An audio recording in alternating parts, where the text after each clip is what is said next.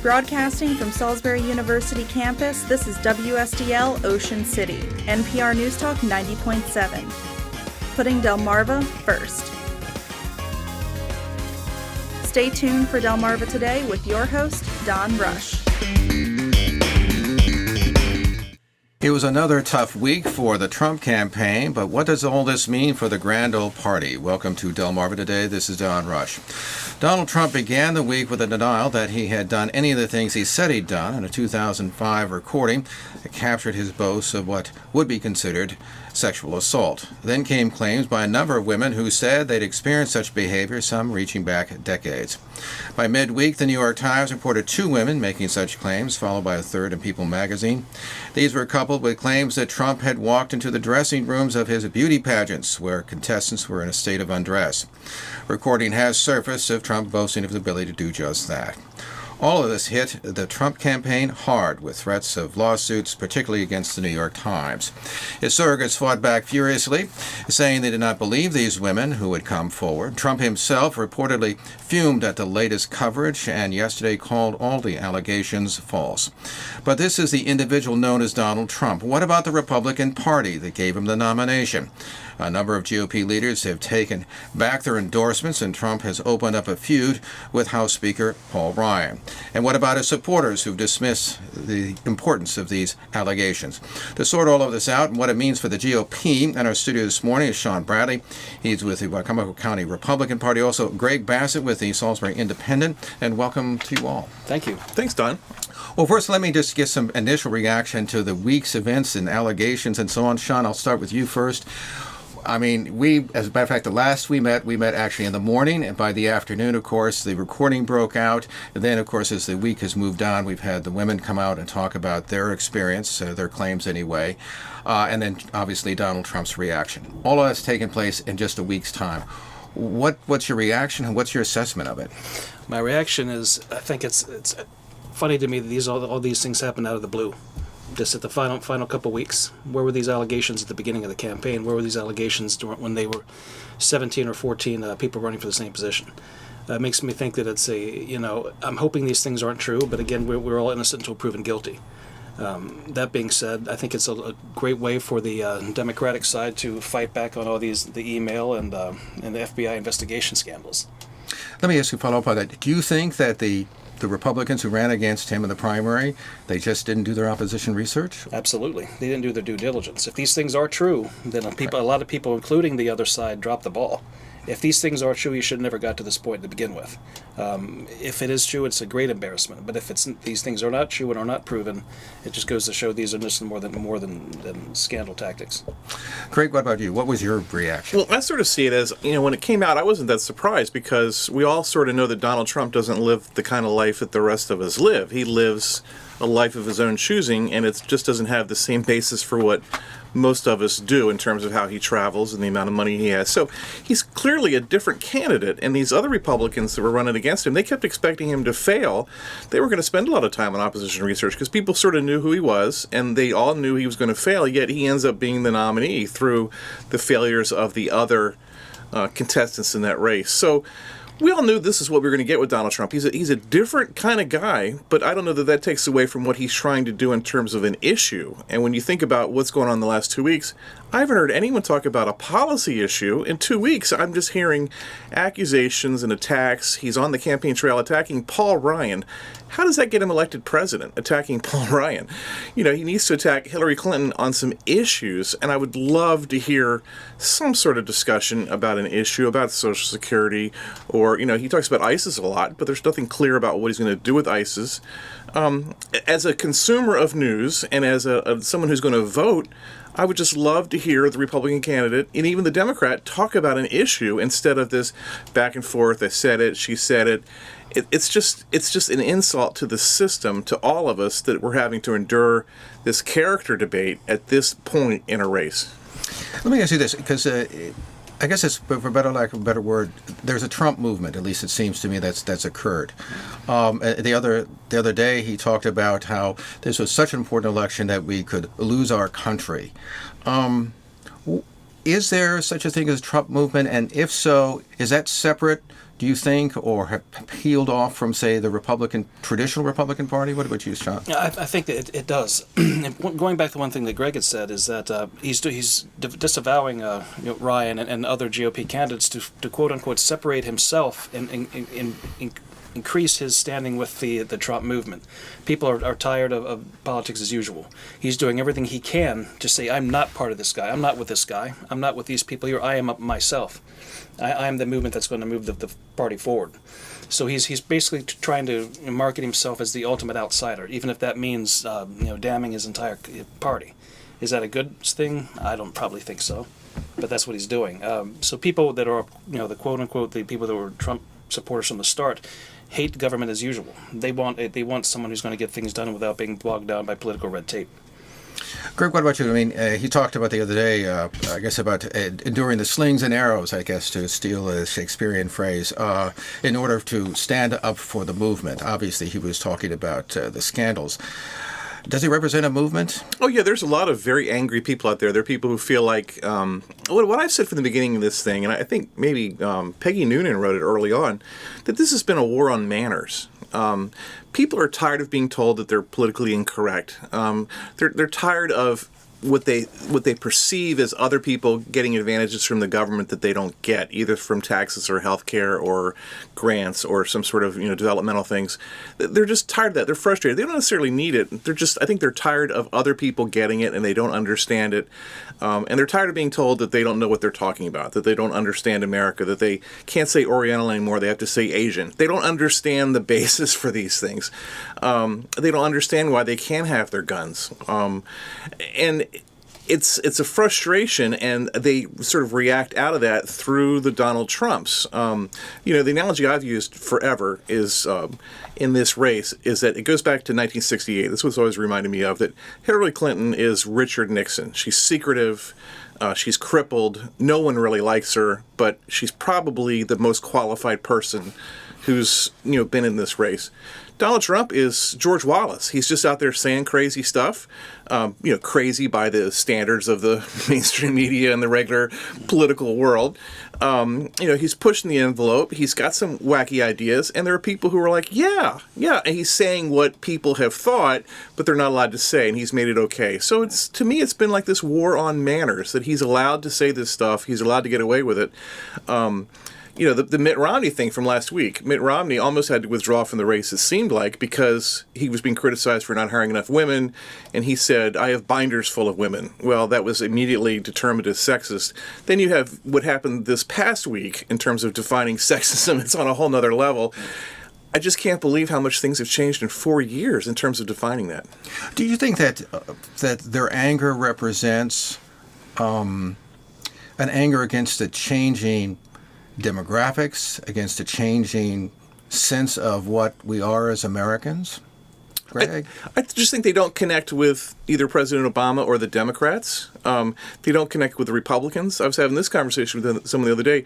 The Republican leadership right now, they're not very interesting people. When Paul Ryan gives a speech, I don't really care to listen to it, but when Newt Gingrich and Dick Armey and those guys used to talk, Bill Paxton, back in the 90s during the Contract with America, they had very interesting things to say. They wanted to do stuff to drive the country, to make change. They were a great counterpart to what Bill Clinton wanted to do. And Clinton, of course, centered himself to be on equal terms with them. But they had lots of great ideas, and I don't hear any great ideas coming out of the Republican leadership now. I'm just not inspired by any of the Republicans that are on the Hill.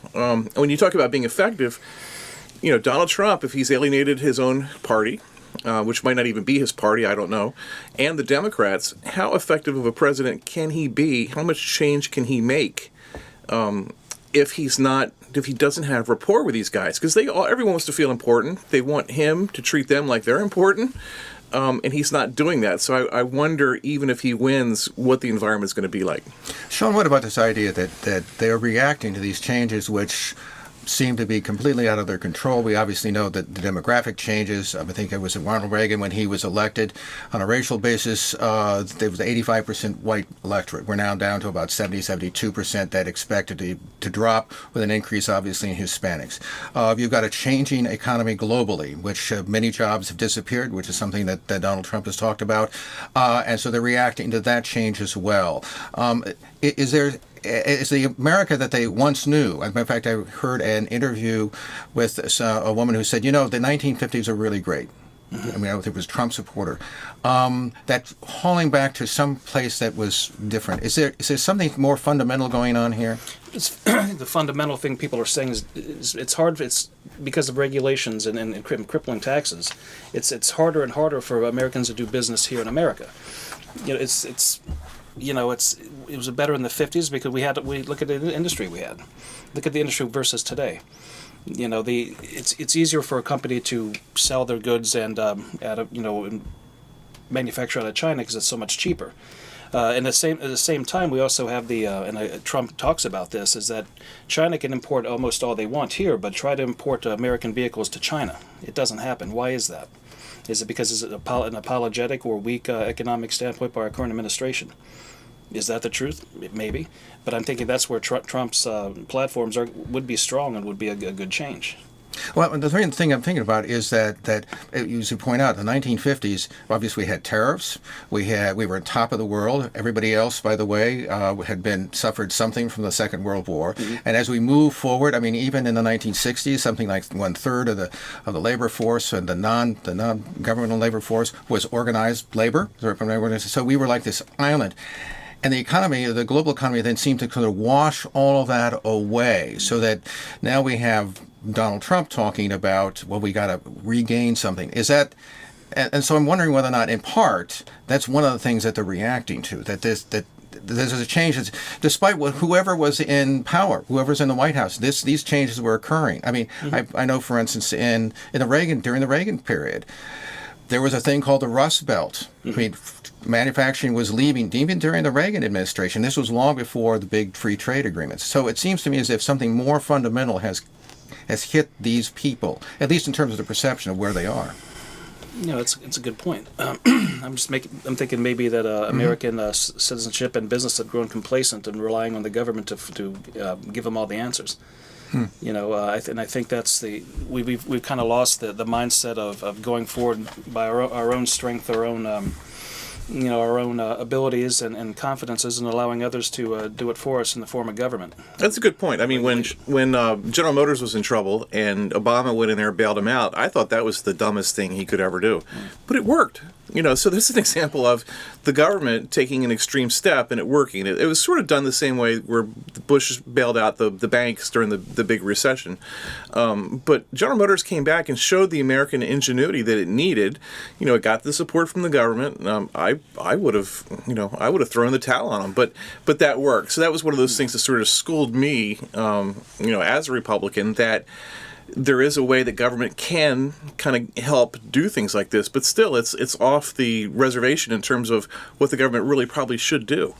Well, one of the things, Greg, that strikes me about all this is that when we're talking about free trade, the Republican Party has been the party of free trade. I mean, everybody talks about Clinton pushing NAFTA through. Well, it was the Republicans who made that possible. And now we're seeing with Donald Trump, him taking on this, saying, well, maybe you guys were wrong, that this was a bad thing. I mean, Hillary has the Republican free trade position. She's more of a Republican free trader than Trump. I guess Trump would go back to what's his name, Bob Taft from Ohio. Sort of the not being a world person, an isolationist to a degree, and that's sort of what he's preaching, I think. But I'm not really sure because I don't hear enough about what he wants to do. What it strikes me as, it occurred to me the other day, it's like reading a restaurant critic. you read these reviews of their meals, and they criticize everything, but they don't tell you how they would cook the food to make it better. And I feel like I'm in that loop right now, where I hear lots of criticism, but I want to hear, all right, but this is what I'm going to do, to make it better. And I'm not hearing that either from Hillary or from Donald Trump. I think Trump has actually said that he wants to offer incentives to businesses to stay in America and do business in America, and maybe in the form of tax right, cut relief, taxes. Things like that. Absolutely. I think if we keep people here, that's better. But there's also an argument to be had about what kind of jobs do we want Americans to do? So my favorite example is Rubbermaid. They make trash cans in Ohio. They make a lot of trash cans. They make superior products. But these are guys in Ohio who go to work every day and they make trash cans. So you come home at night, Dad, what'd you do today? I made trash cans. So it just seems like with the intelligence that Americans have, there are other things that they could put their talents to. Let the Chinese and the Indians and those other people make trash cans. Why don't we make really important stuff that matters, like jets and cars? And that's what we do. And we need to specialize in that. We need to incentivize that. This green stuff, with the windmills and all this other stuff, this great technology, the self-driving cars. Those are the things that we should be doing as Americans, and and this sounds awful, but let the uneducated people in the third world countries make the other stuff that doesn't take the skill sets that we as Americans have. So I would promote that somehow. I would want Americans making special, important things. Let me just turn to something, and as a matter of fact, I mentioned this, Shawn. Is there a connection, do you think, between the Tea Party movement that emerged in 2010 and part of disillusionment, obviously, with Obama and the health care bill, but also a disillusionment with George W. Bush, and the Trump movement that we see today? It's funny you mentioned that the other day. The Tea Party came about to make great changes, but it's also more of a conservative movement, which it's obvious Donald Trump is not a true conservative. So it's almost in one aspect they're hand in hand. On the other part, they're polar opposites. Donald Trump, if you could even really call him a traditional Republican, is very moderate. The Tea Party is more conservative. So the people I've talked to from the Tea Party, they're not necessarily huge Trump supporters, but they certainly support him over the alternative. I would say if they were going to really support a candidate, it would probably be Gary Johnson, being the libertarian, the more conservative with more, but at the same time some liberal ideas as well. But I would think that Johnson would be more of a Tea Party candidate versus a Trump. Do you think that that the Tea Party, obviously responding to the Affordable Care Act and deficits and that kind of thing, that the people who constituted it, not necessarily the leadership, because we saw a lot of leadership come out of Washington, right? But that those weren't, those were their issues, but they were like these other issues hanging out there that they might have also been angry about, like, for instance, free trade. Sure. It didn't come up during that period, but nonetheless, if you would ask them in 2010, what do you think about free trade, they would have said, I don't like it.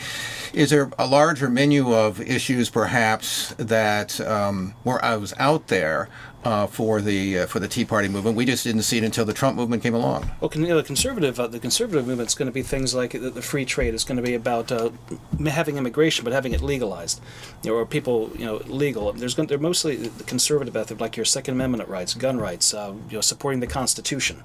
Is that a big push in the Trump campaign? No, it's not. He talks about immigration, obviously, but does he really talk about the Constitution? That's where the Tea Party came in. That's where Ted Cruz really was a strong candidate until he decided to quit. That's where the Tea Party normally stands. And again, from the people I spoke to that are involved with the Tea Party, Trump is not their ideal candidate at all. What about that, Greg? Is there a connection between those two movements? Yeah, I would agree that Trump is not the Tea Party's candidate. Ted Cruz certainly was. Right. And Donald just doesn't seem to fit in with that thinking. And the closest Tea Party person I know is our own Congressman Andy Harris, and love Andy Harris in a lot of ways. He's a very skilled and competent guy. He's a great politician, very smart man. But my problem with Andy and the Tea Party is they're so far out there on some things that we know how they're going to vote on everything for the rest of their lives. So, basically Andy to me is like a computer. His position on every issue, and it's not going to change. He's not going to dial it down. He might not be as willing to compromise as some of the other people. And I think that's a shame. The government needs that. You need, like the old Senate needed Ted Kennedy as much as it needed Jesse Helms. You need that because it's a reflection of America. But it's a process up there, and you've got to be willing to compromise. You've got to be able to be willing to listen to all the different points of view to make legislation to make things better. And I worry about that with the Tea Party. If I may, I'm so glad you brought up Andy Harris, because or another point, Kathy Szeliga, because there's so much more that as far as this race than just Trump. Poor Kathy, I feel so bad for her this year. I mean, well, she's got a tough fight with Van Hollen, but I spoke to Andy Harris's people, and speaking not just about Trump, but we're talking about security in our cities. He's for that. He's for the regulations of the EPA regulations on our chicken houses, our poultry industry. If you continuously choke out the local farmer, what do we have on the Eastern Shore? Really? Yeah. And he's willing to fight for that. And I'm so glad you brought that up because, there's more than just the presidential race. There's our local, there's the Senate and Congress. I've spent time at our local Republican headquarters downtown. What do people ask for all the time? Trump signs, Trump signs, Trump signs. What about supporting the party as a whole? Let's look at the issues. Why are you voting for them versus just let's pick up the sign of a celebrity. Do you think, by the way, as regionally speaking, the reason why people do not necessarily are getting excited about Andy Harris is not because they don't necessarily like him, but they just don't know about him. They don't know about it, and the assumption is he's going to win. There's no race. Yeah. I mean, there's no race. Yeah. So therefore, if the only interesting race would have been, say, Jim Ireton, who has this sort of flamboyant personality, which would have been really interesting, but. People just don't get excited. I mean, if you want an exciting brawl, then look at Szeliga versus Van Hollen. Now that's going to be a fight. Talk about an underdog fight. Yeah, but then again, with Hillary doing so well in Maryland, she's going to be she's at 80% right now in the polls. Yeah, and that trickles down to Kathy. She doesn't have a prayer, so she could have made it a 60-40 race, perhaps, or been able to get out there and talk about some ideas. Play off the Hogan popularity somehow. But I think Donald Trump has killed her in Maryland, and people who might not want to go vote for Donald Trump are going to stay home. If they had a better presidential candidate, they would go there. They would vote for Kathy, and I think it's a shame. She's a good candidate. She's one of the better Republican, candidates that we've had for the Senate in a long time. I want to turn it back to the national for a moment, because one of the other things I was wondering about, particularly with this movement behind Trump, is whether or not, what do you think has been the effect of conservative media on the conservative movement? I mean, obviously we have Fox, but we also have talk radio, and then in the internet age, obviously we have everything from Drudge to Breitbart. What kind of impact do you think that has had on people, and maybe separating us out? I mean, there are other people who only watch MSNBC, for example. I mean, so that we seem to be much more divided than perhaps that we were, say, in the past when we all sat around and there were only three networks. I mean, what kind of role do you think that's played in this division that people and the angst that people feel? Because much of what's in the conservative media has been, things are out of control. We have to fight against Obama and so on and so forth. I think it's given a voice to the conservative movement versus your typical NBC, ABC, MSNBC, which is more liberal slanted. Right. I remember back in high school and college we were taught in journalism it should be objective. Well, we know that's not true. We know that's not true. And for whatever reason, monetary reasons or whatever, but it's given a voice, especially in the age of the internet with Breitbart and Conservative Review and things like that. Now, at the same time, being objective, is it fair to the left? Probably not. Just so it's back and forth, tit for tat. But I think it has definitely given a voice to the conservative movement. It didn't necessarily help Cruz in the end. I was a Cruz supporter. It did not. Because again, it goes back to the cult of personality. Who's the biggest celebrity? Who can sell the most seats? But I would definitely say it's given a larger voice to a conservative movement. What about you, Greg? I mean, we've talked about this, the echo chamber. People, it's like a blanket. They want to be wrapped around viewpoints that they support. So you turn on Rush Limbaugh and you're listening to him and you're like, yeah, and it goes to commercial. So you feel good about what you're hearing. It's stuff that you are thinking or already know or believe. It reaffirms your beliefs, and it's very comforting. It's wonderful. So people have developed that with the mass media now. You can select whatever point of view that you want to hear. and you can listen to that, and it just reaffirms what you're thinking over and over again. How educated do you become? How much do you learn? That's the open question. I force myself to listen to competing points of view just so I can try to understand things better.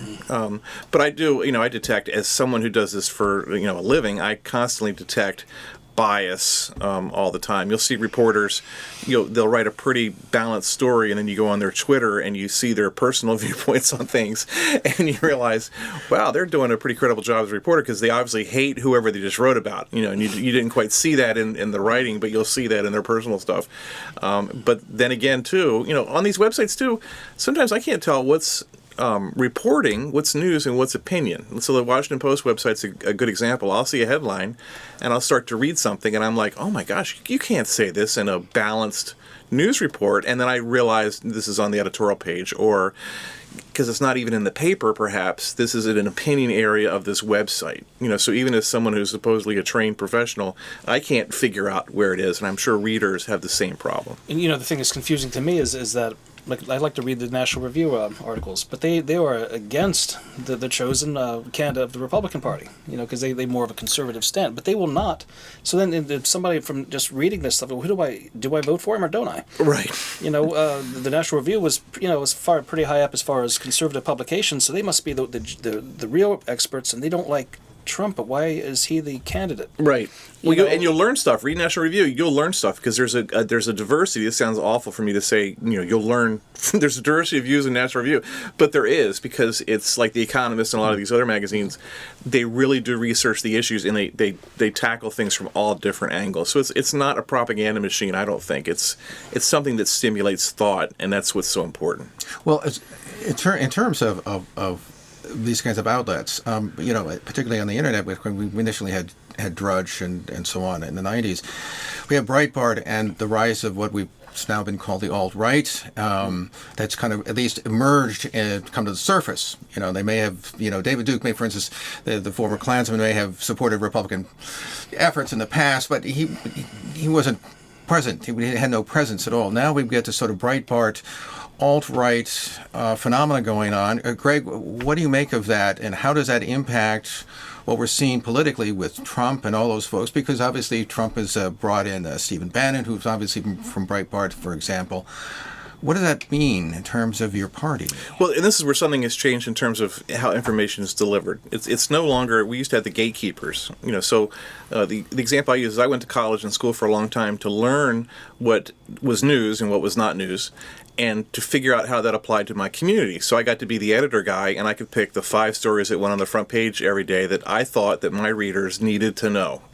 There was interesting stuff, there was boring but important, but I was trained to select the news for my readership. Well, all that's gone now. There are no gatekeepers. It's just whatever voice is the loudest, whoever says the most inflammatory thing or the most interesting thing, whoever has the coolest link or picture that goes with it. That's how it's changed. So everyone has a voice now, and it's a completely different thing in terms of people who are not trained as journalists, whatever that means or however important that is. You could argue about that, but it's sort of a self-aggrandizing thing. If you've got the coolest voice, people are going to listen to you. And they muck that up. Like Sean Hannity, is he a reporter or is he an opinion guy? Bill O'Reilly, I can tell he's an opinion guy, but he's also doing some reporting, and it just confuses that whole issue.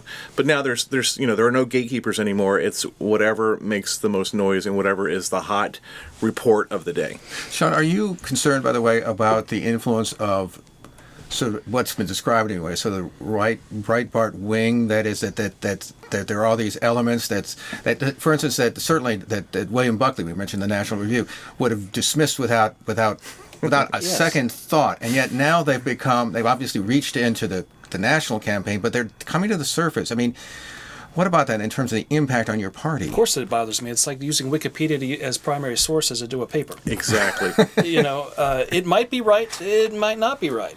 Because I could go in there and add on something in quantum physics. Is it going to be right? Probably not. And there's a Buckley thing that exactly fits what you're saying. Arsenio Hall, I remember when he was so hot and Clinton was going on there and not going on the other shows, and Arsenio Hall was giving press conferences about why Bill Clinton would be a good president, and people were writing that down as news stories. So Buckley actually had a line in National Review that said, he was talking about, he goes, Arsenio Hall, comma, whoever he is, comma. Okay, so in retrospect, in timing, does Arsenio Hall matter to our political process now? No, but in 1992, he was a big deal. Yeah, he was. He was. Have we moved into the area or the era of celebrity so that people do pay attention to people who don't necessarily have? Shawn made the point with the signs. They want a celebrity sign in their yard. They do. I used to love to watch The Apprentice. It's not really a matter of what you're saying. It's how you say it. If you say it loud enough and with the right slant, people are going to listen. If I say something that, even if it's incorrect, if people like how it sounds, people are going to jump on that wagon. Finally, what do you think is going to be the impact of the Trump candidacy? I mean, do you think it's going to be something of a blip and then it's going to disappear, or do you think it could have some lasting effects, particularly when it comes to, say, for instance, minorities, the Hispanic community in particular? Some people are comparing this to California, and we're basically after a particular anti-immigrant proposition, as at least perceived, it's been gone. The GOP has statewide doesn't have anything left to give. Do you think how lasting is this going to be? And obviously, there's talk about the impact on even the party's appeal to women. If Trump, or more importantly, the Republican Party can make clear that nobody ever said in the Trump campaign or any conservative campaign we are not for immigration. The only thing any of us have ever said was that we just want it to be legal. This is what America's about. It's started with immigration. We weren't everybody in this room here are part of immigration, as long as it's legal. It's not right for we do not want billions of dollars of aid going to undocumented people that we can't vet, when we can't trace in any sense. The only thing we ever said was that make sure that it's legal so we can and bring these people to a quick citizenship. But the way it's been handled, it seems that there is a certain amount of antagonism to the Hispanic people. Just a couple of seconds. What about you, Greg? Is this going to have a lasting effect on that party? Yeah, I think I don't know how they're going to rebuild the Republican Party. I wonder about that. I don't know if the Tea Party people can rebuild it or how it's going to be rebuilt. I kind of hope that maybe the Trump movement and the people who feel like Trump, that they can create the third party out of this. I guess I don't know, but I don't know what's going to happen now to the Republican Party. It's being attacked on all sides by its candidate and by the Democrats. I'm really concerned about what next for Republicans. We've been speaking with Shawn Bradley. He's with the Wicomico County Republican Party. Also Greg Bassett, the Salisbury Independent. And appreciate you stopping by and talking with us. Thanks for having us. Thank you. This has been Delmarva Today. I'm Don Rush. Thanks for listening. Thank you for watching Delmarva Today, a production of Delmarva Public Radio. Production and audio engineering by Chris Frank. Hosted by Don Rush. For podcasts, visit delmarvapublicradio.net or subscribe to the Delmarva Today podcast on iTunes. Delmarva Today can now be seen on PAC 14. For the Delmarva Today schedule, visit pac14.org or view the latest issue of the Daily Times.